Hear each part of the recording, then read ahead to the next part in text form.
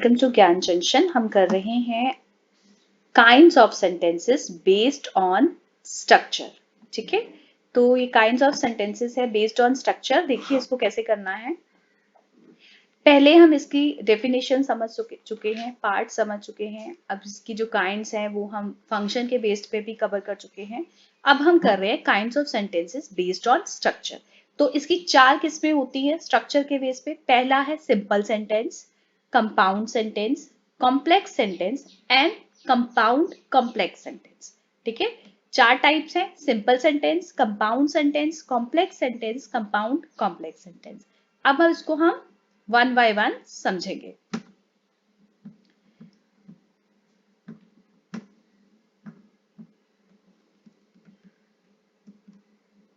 पहले है simple sentence. Simple sentence contain just one independent clause.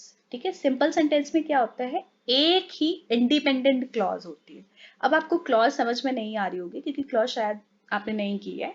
तो क्लॉज क्या होती है, जिसमें एक सब्जेक्ट एक वर्ब है। इंडिपेंडेंट क्लॉज मतलब एक सब्जेक्ट है एक वर्ब है उसमें, और उसमें एक कंप्लीट मीनिंग है। ठीक है, उसको कहते हैं इंडिपेंडेंट क्लॉज।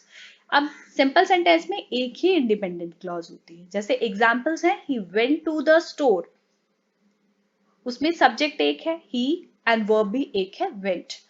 नेक्स्ट जो है इसकी एग्जांपल है the flight arrived on time. ठीक है, द फ्लाइट ये एक सब्जेक्ट है, अराइव्ड एक वर्ब है। ठीक है, सिंपल सेंटेंस में एक ही इंडिपेंडेंट क्लॉज होती है, ये इसकी पहचान होती है। नेक्स्ट देखिए compound sentence. A compound sentence is a sentence that has two or more independent clauses.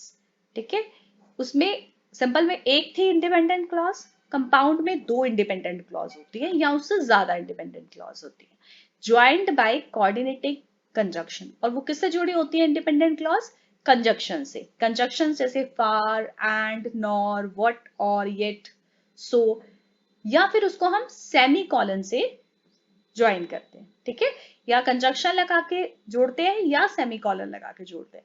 Example से समझ में आएगा, my name is Ritu, comma लगा दिया एंड कंजक्शन लगा दिया, I am here for interview.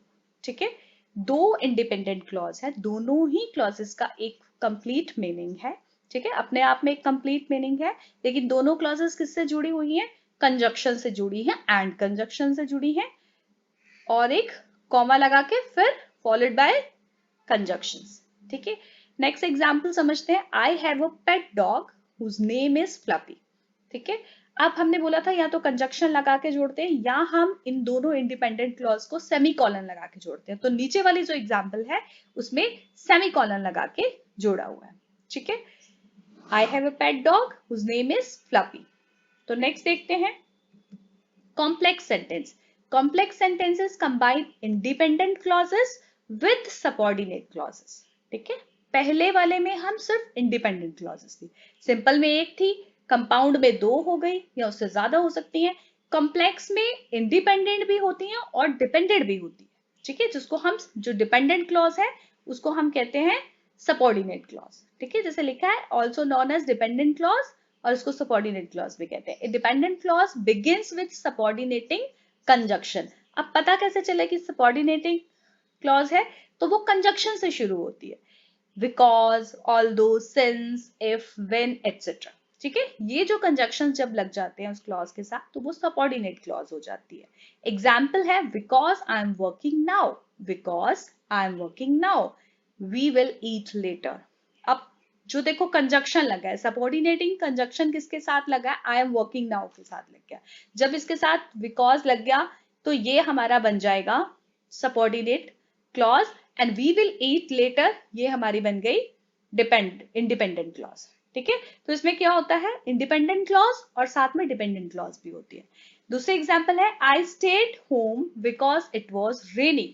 ठीक है, आई स्टेड होम जो है वो हमारी इंडिपेंडेंट क्लॉज होगी, बिकॉज इट वाज रेनिंग जो है वो डिपेंडेंट क्लॉज होगी या सबऑर्डिनेटिंग क्लॉज होगी। ठीक है, तो इसमें डिपेंडेंट एंड इंडिपेंडेंट दोनों क्लॉजेस आती हैं, तो कॉम्प्लेक्स सेंटेंसेस हो जाते हैं। ठीक है, नेक्स्ट देखेंगे कंपाउंड कॉम्प्लेक्स सेंटेंस। अब compound complex sentence occurs when a single sentence has at least 2 independent clauses and at least one subordinate class.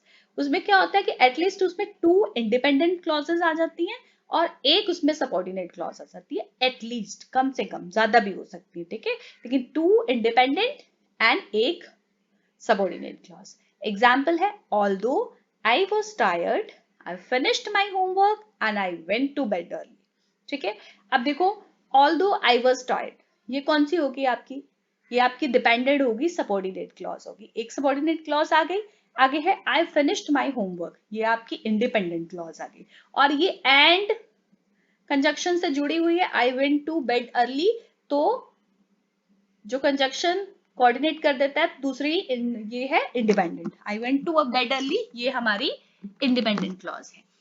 नीचे वाले एग्जाम्पल देखिए, she did not like the movie because it was boring but she stayed until the end. ठीक है, she did not like the movie हमारी independent clause आ गई, because it was boring ये हमारी डिपेंडेंट आ गई, subordinate clause, but she stayed until the end ये हमारी फिर से इंडिपेंडेंट आ गई। ठीक है, तो इसमें 2 इंडिपेंडेंट और एटलीस्ट 1 सबऑर्डिनेट क्लॉज होती है, ये होती है कंपाउंड कॉम्प्लेक्स सेंटेंस की पहचान। ठीक है, अभी शायद आपको इतना क्लियर नहीं हुआ होगा क्योंकि आपको पता नहीं क्लॉजेस के आइडिया है कि नहीं है। अगर आप चाहते हो कि क्लॉजेस की डिटेल वीडियो आपको मिले तो आप कमेंट बॉक्स में मैसेज ड्रॉप करिए। ठीक है, तब तक के लिए keep supporting, keep learning, thank you.